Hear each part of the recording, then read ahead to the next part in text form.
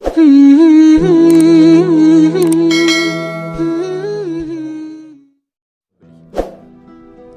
kita yang terbaring di rumah sakit hari ini, sayup-sayup suara azan dari masjid rumah sakit masuk ke telinganya.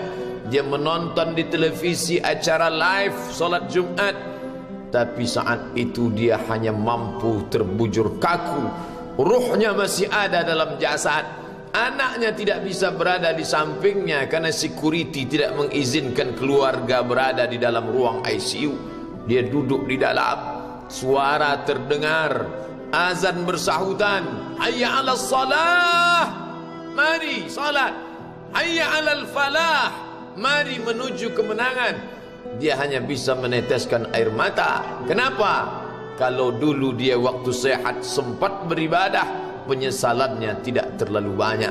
Tapi kalau di saat sehat walafiat tak sempat untuk menempelkan kening ke lantai, tak sempat melangkahkan kaki ke rumah Allah, tak sempat mendengarkan khutbah, maka tak ada duka di atas duka.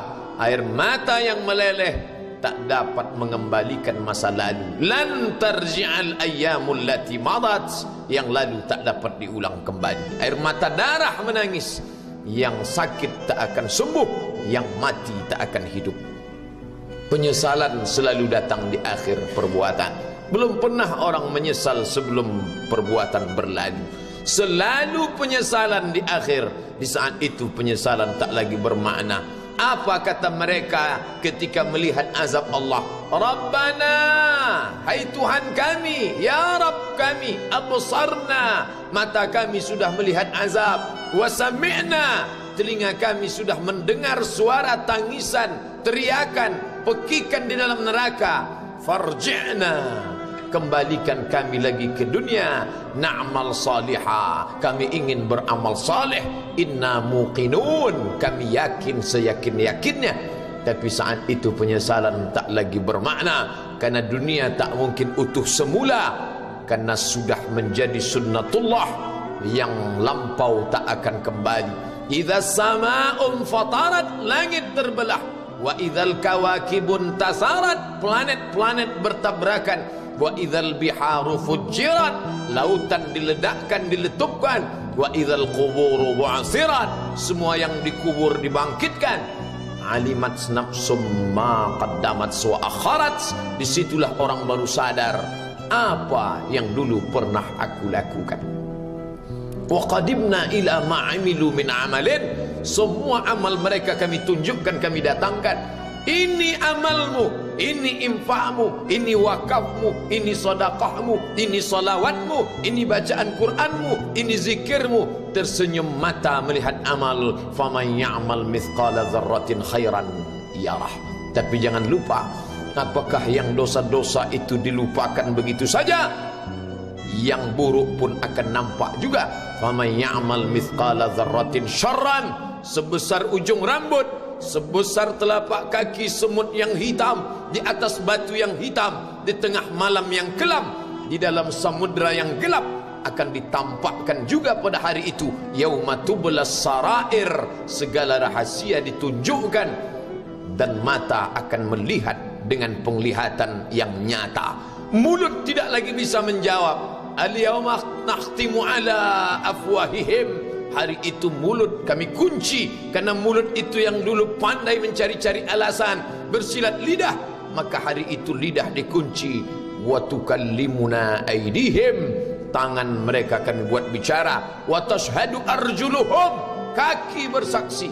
Apa yang akan dibicarakan tangan, apa yang akan dipersaksikan kaki. Bima kanu yaksibun, semua yang pernah dilakukan di masa yang lalu.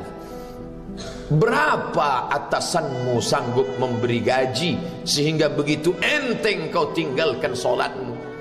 Apa yang dijanjikan istrimu sehingga begitu enteng kau berikan yang haram? Hanya rayuan sesaat, padahal dia pun akan meninggalkanmu sebelum masa tua tiba. Apa yang dijanjikan anak-anakmu? Ayah, kami akan menjagamu di hari tuamu nanti, maka berikan kami yang kami inginkan. Belikan kami rumah yang besar, belikan kami kendaraan yang mewah. nanti setelah hari tua kami akan menjagamu, kata mereka. Tapi setelah kita tua, dosa-dosa begitu banyak terkumpul, mereka pun meninggalkan kita di panti jompo yang penuh dengan kesunyian, hening, sepi. Suara cucu tak terdengar menangis, karena mereka pun malu mengakui kita sebagai orang tua. Suapkanlah yang haram ke mulut mereka, berikanlah yang batil ke dalam perut mereka. Itu hanya akan menjadi azab di dunia sebelum hari kiamat tiba. Ish ma syi'ta, hiduplah sesuka hatimu. Ish ma syi'ta, apa yang mau kau makan, makanlah. Apa yang akan kau bekerjakan, kerjakanlah. Fa innaka mayyit, tapi ingat, kau akan menjadi mayat, kau akan mati. Semua akan diminta pertanggungjawaban di hadapan Allah Subhanahu wa ta'ala. Hari ini orang boleh tertawa, hari ini orang boleh merasa dunia dia yang punya, tapi sampai masanya yang hijau akan berubah menguning, yang kuning akan mati, yang mati akan menjadi debu, yang debu ditiup angin hampa tak bermakna. Lalu apa yang akan dibawa menghadap Allah Subhanahu wa ta'ala? Amal saleh. Kalau pernahlah mulut itu membaca sepotong dua potong ayat sebelum berangkat bekerja, kalau sempatlah masuk ke kamar mandi mengambil air wudhu, solat sunat duha sebelum berangkat bekerja, kalau sempatlah ketika duduk dalam suasana santai membuka iPad, lalu dibuka Quran digital sambil melihat beberapa ayat, merenungkan maknanya, mengingat mati, kalau sempatlah mulut mengucapkan subhanallah wa bihamdihi subhanallahil azim, kalau sempatlah anak istri dibawa ke masjid iktikaf mendengarkan pengajian, kalau sempatlah beberapa persen dari pendapatan itu dilimpahkan ke rumah anak yatim panti jompo masjid, kalau sempatlah beberapa meter tanah dibeli untuk pembebasan mendirikan rumah Allah, kalau sempat memberikan beberapa karpet untuk rumah yang selalu ditinggalkan, kalau sempatlah membelikan beberapa kilo beras untuk yatim piatu dan panti jompo, itulah yang akan menolong di hadapan Allah. Adapun rumah besar dengan beberapa semen, dengan beberapa busi yang banyak, semua akan menjadi tinggal kenangan. Mereka akan menjual, membagi-baginya.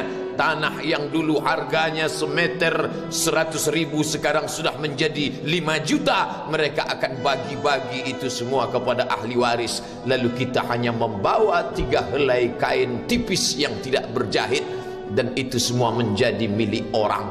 Kalau dulu mereka kita didik dengan pendidikan yang baik, di tengah malam mereka bangun menetes air matanya, lalu dia berdoa, Rabbighfirli wa liwalidayya warhamhuma kama rabbayani shaghira, seperti tetesan embun di tengah gurun Sahara yang panas.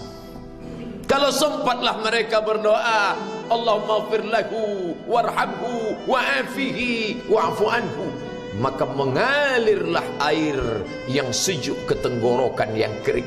Kalau sempatlah mereka membeli makanan, diundangnya anak yatim, diusapnya kepala, ya Allah, terimalah sedekahku ini untuk almarhum ayahku, almarhumah bundaku. Aku tak dapat membalas budi baik mereka, ya Allah, mereka sudah mendahului aku.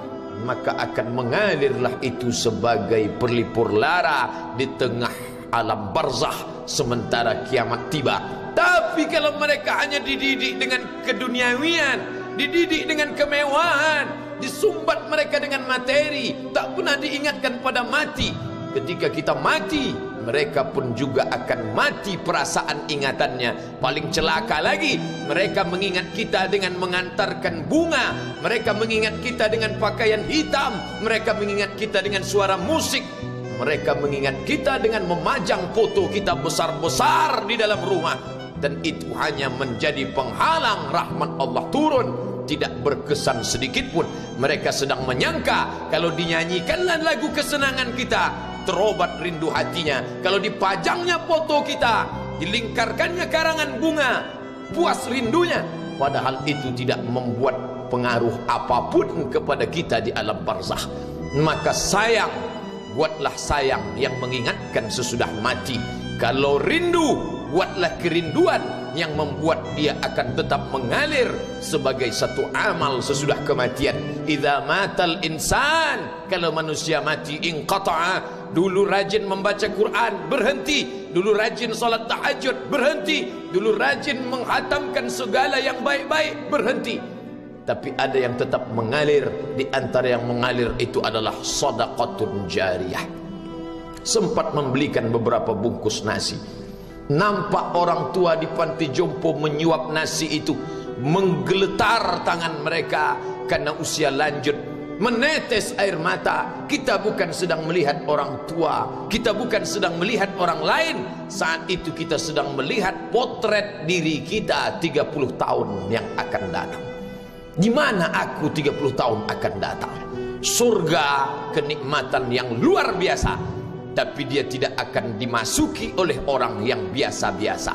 Solat biasa, baca Quran biasa, zikir biasa, untuk mendapatkan yang luar biasa, maka itu bukan perimbangan ibadah yang fair. Hanya dengan solat wajib biasa, hanya dengan baca Quran biasa, hanya dengan zikir biasa, hanya dengan sedekah biasa, berharap akan masuk ke dalam surga yang luar biasa, maka sungguh bukan suatu perimbangan perniagaan yang seimbang antara makhluk dengan Khalik Allah Subhanahu wa taala. Khutbah Jumat ini kembali mengingat kita, mengajak merenung bersama. Kita ini mau kemana? Di sini untuk apa? Yang kita bawa menghadap Allah itu apa? Apakah nama, jabatan, kebesaran, harta benda ikut menghadap Allah? Tidak. Dia akan tinggal menjadi puing-puing kenangan. Yang akan dibawa adalah amal saleh. Makanya kita selalu berdoa selesai wudu, Allahumma ja'alni minat tawabin waj'alni minal mutatahhirin. Ditutup dengan waj'alni min ibadikas salihin. Karena orang yang soleh lah yang selamat dari kerugian, yang lain rugi. Innal insan, semua manusia lafi khusrin, rugi. Yang kaya rugi, yang punya kuasa rugi, yang ganteng rugi, yang punya anak rugi, yang punya istri rugi. Tapi ada yang beruntung, illallazina amanu, kecuali yang beriman, wa amilus salihati, dan beramal saleh. Itulah orang yang beruntung, karena dia akan hidup dalam kehidupan yang kekal abadi, membawa iman dan amal salehnya. Kalau sampai hari ini masih bersemayam di dalam diri kita, mari kita jaga. Dan kita berharap kepada Allah husnuzan, Allah menutup usia kita ini dengan husnul khatimah. Ketika itulah malaikat datang memanggil, menyambut, ya ayyatuhan nafsul mutmainnah, wahai jiwa yang tenang, irji'i ila rabbiki, kembalilah engkau kepada Tuhan Rabbmu, radiyatan mardiyah, engkau ridha kepada Allah, Allah pun ridha menerima engkau sebagai hambanya. Fadkhuli fi ibadi, masuklah engkau ke dalam golongan hambaku. Wadkhuli jannati, masuklah engkau ke dalam surgaku. Saat itu ruh keluar dari badan seperti tetesan air di hujung daun yang lembut menetes.